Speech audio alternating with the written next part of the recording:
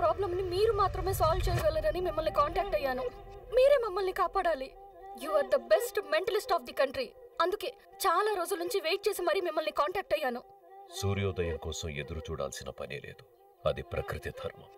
అలాగే టైం వస్తే మనుషులు కలుస్తారు. అది విధి ధర్మం. చెప్పండి, మీ ప్రాబ్లం ఏంటి?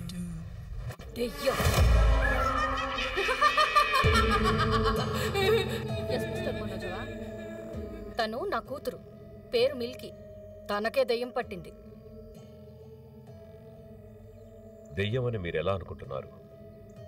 There should be some psychological problem ఉండొచ్చుగా, సమ్ మెంటల్ ఇల్నెస్ అయి ఉండొచ్చుగా. ఖచ్చితంగా దయ్యమే. అరుస్తుంది, ఏడుస్తుంది, ఏమి తిందు, ఒక్కోసారి ఏదేదో తింటుంది. ఇదంతా దెయ్యమే చేస్తుంది.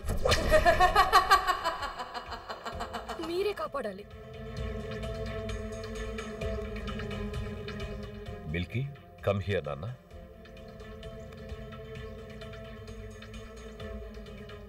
SIT here.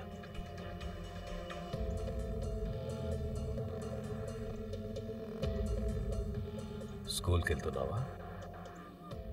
చూసారు కదా ఎలా తయారైందో. ఆ దెయ్యమే ఇదంతా చేయిస్తుంది. ఆ దెయ్యాన్ని పింగాణి పాత్రలో బంధించి మీరే నాశనం చెయ్యాలి. ఒక తల్లిగా నా బాధను మీరే అర్థం చేసుకోవాలి. నా కూతుర్ని మీరే కాపాడాలి. డాడీని తీసుకొని లోపలికి వెళ్ళమ్మా. నేను పిలిచేదాకా రావద్దు. ఆ దయ్యాన్ని వదిలిస్తారు కదూ? నా కూతుర్ని కాపాడతారు కదూ?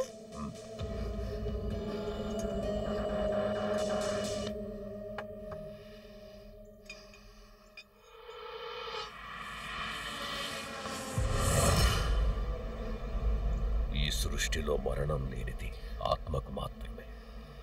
అవును.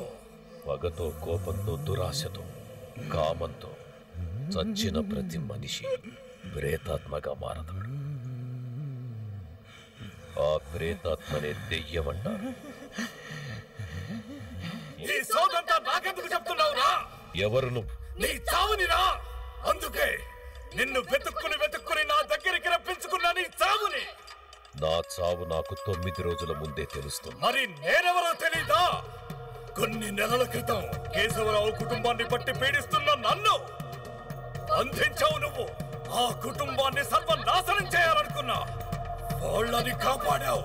లేదంటే నీ గొంతు కొరికి రక్తం తాగేస్తా. సర్వయంత్రాయ నమః. ఓం కపీశ్వరాయ నమః. ఓం మహాకాయాయ నమః. ఓం సర్వరోగహరాయ నమః. ఓం ప్రభవే నమః. ఓం బలసిద్ధికరాయ నమః. సహస్రనాయకాయ నమః.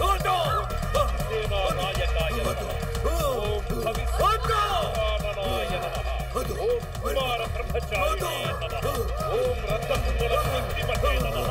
ఓం సజ్జనద్వాల సన్నద్ధ లంబమాన శిఖోజ్వలాయ నమః.